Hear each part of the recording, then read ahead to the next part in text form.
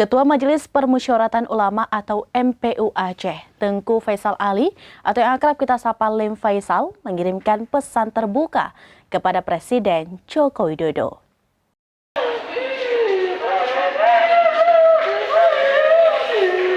Ketua Majelis Permusyawaratan Ulama atau MPU Aceh, Tengku Faisal Ali atau akrab disapa Lem Faisal mengirimkan pernyataan terbuka untuk Presiden Joko Widodo. Di mana dalam pernyataan yang diminta untuk direkam, Lem Faisal mengatakan bahwa dirinya mendukung Jokowi selama 2 periode. Lem Faisal meminta agar Presiden Jokowi menuntaskan kasus Rohingya di Aceh.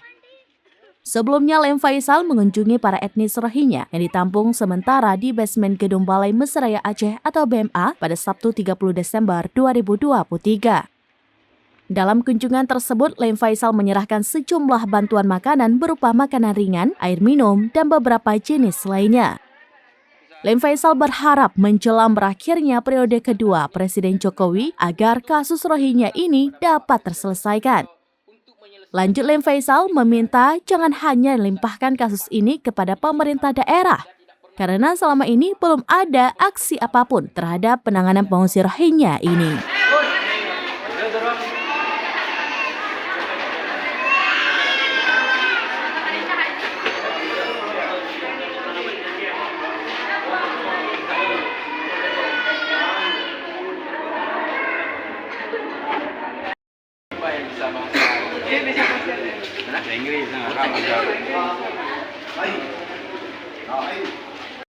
Saya boleh cek ya.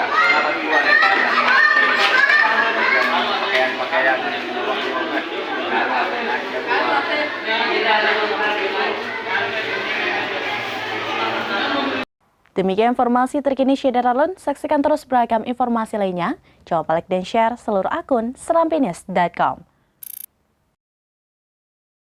Download Tribun X sekarang, menghadirkan lokal menjadi Indonesia.